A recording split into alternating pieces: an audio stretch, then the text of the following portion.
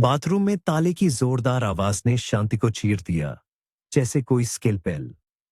भाप के बादल से एक अनचाहा मेहमान निकला, मांसपेशियों का एक पहाड़, जिसके चेहरे पर कोई भाव नहीं था। उसने आदित्य की ओर बेरुखी से देखा, जैसे उसमें कोई दिलचस्पी ही न हो, और आलस भरे लहजे में रिया से कहा, ये ऐसे क्या देख रहा है बेबी? तुम्हारा ये लंगड़ा भाई क्या किसी बात से नाराज है? मैं भाई नहीं हूं। आदित्य की आवाज सूखी, जैसे टूटी हुई टहनी की तरह निकली। मैं इस सर्कस का खर्च उठाने वाला हूं, तुम्हारा कानूनी पति। हालांकि लगता है यहां फॉर्मेलिटी की किसी को परवाह नहीं। उस पहलवान की आंखें एक पल के लिए चौड़ी हुईं, लंगड़ाते बैसाखियों के सहारे खड़े आदित्य से फिसलकर रिया की संतुष्ट मुस्कान पर ठहर गई। अब मैं चला जाता हूं। आदित्य ने अपनी बात जारी रखी। उसकी आवाज में जरा भी गुस्सा नहीं था, बस एक खालीपन गूंज रहा था। और आप जैसे चाहें वैसे रहे, ठीक उतना जितना ये आपको करने दे। वह मुड़ा और जोर लगाकर अपने जख्मी बदन को अलमारी की ओर घसीटा। सामान पैक करना, जिसमें पहले 5 मिनट लगते थे, अब 1 घंटे की अपमानजनक और दर्दनाक प्रक्रिया बन गया था। रिया और उसका नया साथी इस दर्दनाक नजारे के गवाह नहीं बनना चाहते थे। दरवाजा पटककर गायब हो गए। जब बैग भर गया तो आदित्य ने आखिरी बार उन दीवारों को देखा, जो झूठ से भरी हुई थीं। चाबियां चटाई के नीचे, फोन बैकपैक में बंद। उसे अब किसी से कोई बात नहीं करनी थी, कभी नहीं। मेट्रो, रेलवे स्टेशन और फिर उपनगरीय बस का हिलता डुलता खड़खड़ता हुआ ढांचा उसे उसकी टूटी हुई महत्वाकांक्षाओं के कंक्रीट के मकबरे से दूर ले जा रहा था। अलविदा मॉस्को, अलविदा भ्रम। स्वागत है उस दलदल का, जहां से वह कभी बड़ी मुश्किल से निकला था। हालांकि नहीं, वे वापस नहीं जाएगा। क्यों? अपने पिता की तरह धीरे धीरे शराब में डूबने के लिए, उन सब की हंसी का पात्र बनने के लिए जो चुपके से उसके गिरने का इंतजार कर रहे थे। उनका इंतजार खत्म हुआ। वे सही थे। नहीं, वह पहले ही उतर जाएगा। वहां आगे जंगल की एक गहरी पट्टी दिख रही है। कोई मजबूत टहनी मिल जाएगी। फंदा बैग के पट्टे से भी बनाया जा सकता है। उसने ऐसा ही किया। वह अंतहीन खेतों के बीच बस से उतरा और लंगड़ाते हुए जंगल के किनारे की ओर बढ़ा। और किस्मत देखिए, मौसम बेहद खूबसूरत था, मानो उसका मजाक उड़ा रहा हो। सूरज एक बेरहम सुनहरा गोला, चिड़ियों की चहचहाहट, किसी और की खुशी का साउंड ट्रैक।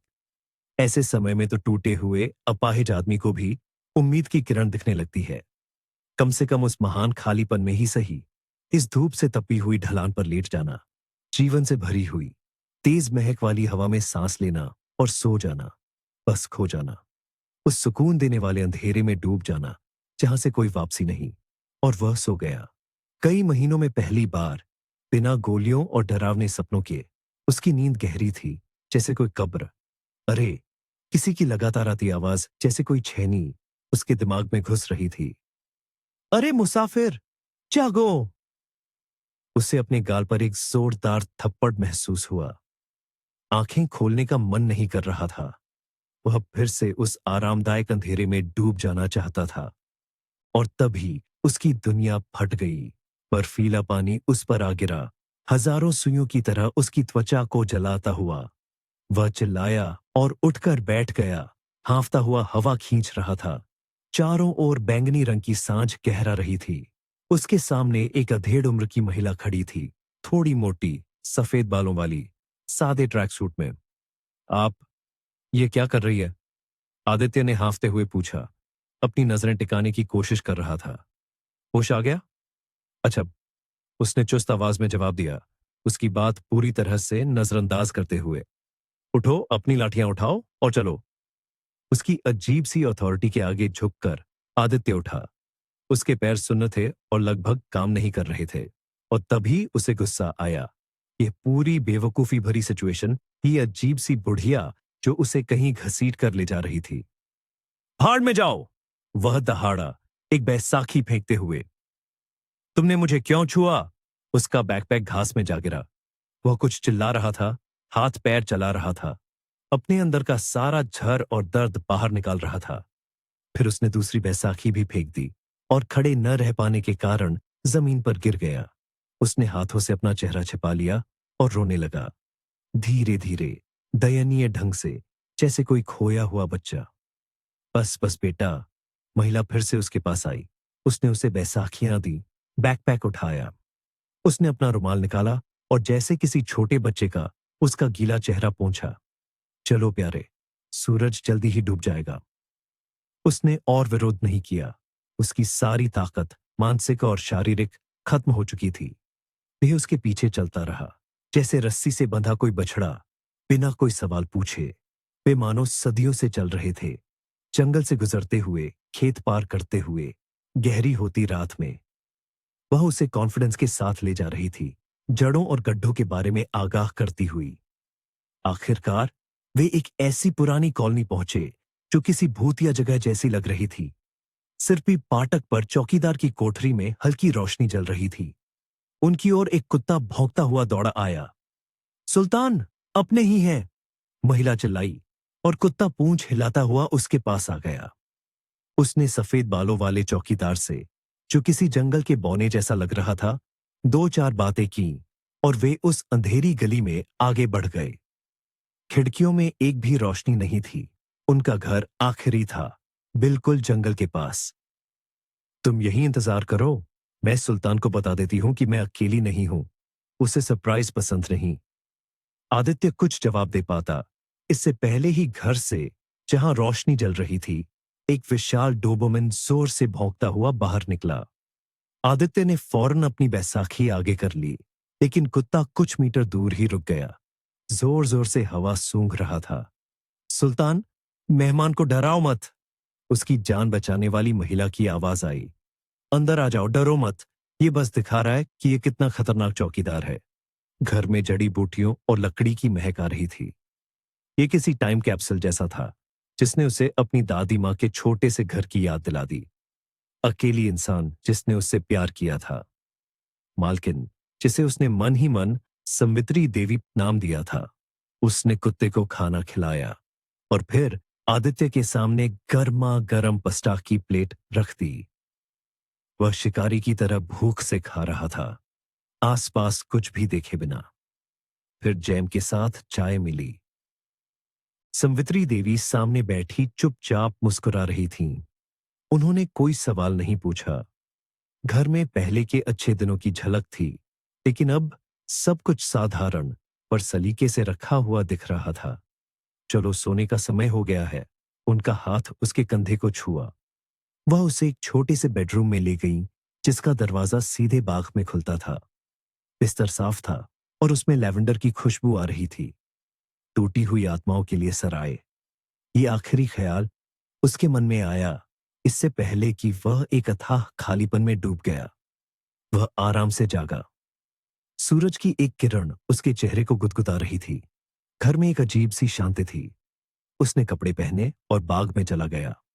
दरवाजे के ठीक बाहर एक आरामदायक टेरेस थी, जिसमें बेंत की कुर्सियां और एक छोटा सोफा पड़ा था।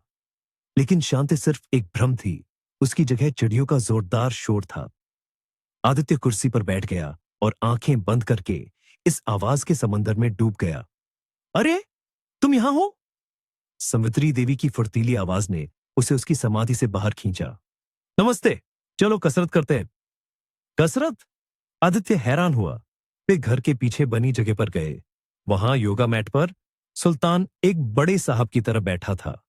संवित्री देवी ने आदित्य को दूसरे मैट की ओर इशारा किया। मैं मैं तो अपाहिज हूं, उसने कहना शुरू किया। जानती हूं, और मैं एक पुरानी पागल औरत हूं, लेकिन मेरा यकीन करो, ये जरूरी है। चलो, बहस मत करो।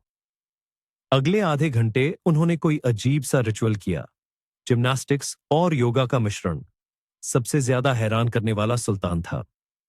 चॉकलेट रंग का डोबरमैन अविश्वसनीय फुर्ती के साथ अपनी मालकिन के मूवमेंट्स दोहरा रहा था, जिसे देखकर आदित्य को अनायास हंसी आ रही थी। नाश्ते के समय बेहतरीन गर्मा गर्म कॉफी पीने के बाद आदित्य ने कहा, मैं आपका बहुत आभारी हूं, लेकिन मुझे अब शायद जाना चाहिए। और तुम कहां जाओगे? संवित्री देवी ने शांति से पूछा। नहीं जानता, उसने ईमानदारी से जवाब दिया। हमारी तो ठीक से पहचान भी नहीं हुई। मैं आदित्य हूं। संवित्री देवी, और इस भीखमंगे का नाम सुल्तान है। आदित्य जगोरस्की, उसने अपना पूरा नाम बताया। आप मुझे बस नाकामयाब कह सकती है, मैं इसके लायक हूं। संवित्री देवी हंसी। आपकी उम्र क्या है जवान आदमी? 28? इतनी कम उम्र में कोई खुद को ऐसे टैग देता है क्या? तुम्हें मुझसे चाहिए क्या? तुमने मुझे बचाया क्यों? और आपको क्या लगता है, अगर मैं लगातार दूसरी शाम खेत में एक बेहोश पड़े जवान आदमी को देखूं, तो क्या मुझे अनदेखा कर देना चाहिए? दूसरी शाम? आदित्य समझ नहीं पाया। मतलब, आज क्या तारीख है? उन्होंने पूछा। उसने जेब में हाथ डाला। बस का टिकट, 20 जून। आज 22 तारीख है, संवित्री देवी ने कहा। ऐसा होता है ज्यादा स्ट्रेस से। क्या आप डॉक्टर हैं? लगभग। न्यूरोलॉजिस्ट। मेरी कसम, मुझे किसी को ऐसे छोड़ने की इजाजत नहीं देती। और जब आपको होश आया तो पहले आप चिल्लाए चिल्लाए, फिर एकदम शांत हो गए। तब मुझे लगा कि आपको अकेला नहीं छोड़ा जा सकता। तो आप क्या चाहती हैं? आदित्य ने पूछा, महसूस करते हुए कि उसके अंदर कुछ बदल रहा है। मैं चाहती हूं कि तुम मुझे अपने बारे में बताओ। देखो आदित्य, मेरे पास एक खाली कमरा है, और जो खुद मुसीबत में पड़ा हो वह मुश्किल में पड़े दूसरों को अच्छे से पहचानता है। यहीं रहो जब तक तुम ठीक न हो जाओ। अबेमन खिंत तो वह चुप रहा, उनकी दयालु और थोड़ी दुखी आंखों में देखता रहा। धन्यवाद, बस इतना ही वह बोल पाया। आंसू उसके गले में अटक रहे थे। उस रात जोरदार आंधी तूफान आया। आसमान गरज रहा था और बिजली चमक रही थी। घर कांप रहा था। न आदित्य को नींद आ रही थी, न संवित्री देवी को। वे रसोई में बैठे थे, बाहर तूफान भरी अंधेरी रात को देख रहे थे। मुझे अपनी कहानी बताओ, उन्होंने कहा, और उसने सब कुछ बता दिया। हर बात। गरीब गांव से भागने के बारे में, मॉनेस्ट्री के बारे में, कुत्तों के साथ काम करने के बारे में, लॉ कॉलेज के बारे में, और मॉस्को में उसकी शानदार तरक्की के बारे में। रिया के बारे में, जो प्यार नहीं बल्कि एक शिकारी निकली, जिसने उसे चलता फिरता एटीएम बना दिया था। उस एक्सीडेंट के बारे में जिसने सब कुछ तबाह कर दिया था। काम पर मिले अपमान के बारे में, रिया की बेरहमी के बारे में, उनके फ्लैट में उस अनजान आदमी के बारे में, और उसके उन भयानक शब्दों के बारे में कि शायद बच्चा उसका नहीं है, और कैसे उसने सामान पैक किया और मरने के लिए चला गया। जब उसकी बात खत्म हुई तो बाहर अभी भी तूफान जारी था। हाँ, कहानी तो दुख भरी है, समित्री देवी ने कहा, लेकिन यह जान देने का कोई कारण नहीं है। मेरा यकीन करो। और आपकी? आदित्य ने पूछा। मुझे लगता है आपकी जिंदगी भी आसान नहीं रही होगी। और तब उन्होंने अपनी कहानी सुनाई, अपने प्यारे पति की मौत के बारे में, जो एक मशहूर सर्जन थे, उस अकेलेपन के बारे में जिसने उन्हें कफन की तरह घेर लिया था, और उस पोती नवासी के बारे में जो कई सालों बाद अचानक सामने आई, जवान, खूबसूरत, जिसकी शादी होने वाली थी। उनका दिल कितना खुश हुआ था, उन्हें फिर से जीने का मकसद मिल गया था। और फिर उस पोती नवासी ने फरिश्तों जैसी मासूमियत से उनकी आंखों में देखते हुए अपार्टमेंट अपने नाम करने को कहा। बहाना यह था कि टैक्स से बचने के लिए। खैर, आप समझ ही सकते हैं। और उन्होंने प्यार में अंधी होकर वह कागजात साइन कर दिए। और फिर ऑटम में फार्म हाउस से लौटने पर वह अपने फ्लैट का दरवाजा नहीं खोल पाई। ताला बदला हुआ था, और ऑफिस में उन्हें बताया गया कि उन्होंने प्रॉपर्टी बेच दी है। स्ट्रोक आया, हॉस्पिटल गई, और बस खालीपन। पोती नवासी गायब हो गई। फोन बंद थे। पता चला उन्हें सिर्फ धोखा दिया गया था, सड़क पर फेंक दिया गया था। अब वह यहां रहती है, इस पुराने घर में, जिसे जल्दी ही गिरा दिया जाएगा क्योंकि कोई बिल्डर जमीनें खरीद रहा है। संवित्री देवी, आदित्य यहां तक कि मेज का सहारा लेकर खड़ा हो गया। आपने अभी अभी मुझे मेरी जिंदगी वापस दी है, सचमुच। मैं आपको वादा करता हूं, सुन रही है, वादा करता हूं कि आपकी मदद करने के लिए मैं सब कुछ करूंगा। बहुत समय बाद वह हंसा, दिल खोलकर, आजादी से। उसने सब कुछ खो दिया था, सिवाय सबसे जरूरी चीज के, जिसे कोई उससे छीन नहीं सकता था, उसका ज्ञान, उसका दिमाग। वह लॉयर था, और वह इस महिला को उनका घर वापस दिलवाएगा। अगले दिन आदित्य बिल्कुल बदला हुआ इंसान था। वह शहर गया, फोन रिचार्ज करवाया, लैपटॉप निकाला और काम में डूब गया। वह किसी शिकारी की तरह था जिसे शिकार का सुराग मिल गया हो। उसने पता लगाया कि प्रॉपर्टी के कागजात में जिस लड़की का नाम था वह कभी उनकी पोती नवासी थी ही नहीं। वह एक प्रोफेशनल धोखेबाज थी जिसने यह पूरा खेल खेला था और प्रॉपर्टी अपने नाम करवाने के तुरंत बाद उसने फ्लैट किसी और को बेच दिया था। एकदम टेक्स्ट बुक केस था यह। इसका मतलब है उसने हैरान संवित्री देवी को समझाया कि आपकी असली पोती नवासी का इसमें कोई हाथ नहीं है। शायद उसे आपके होने का पता भी नहीं।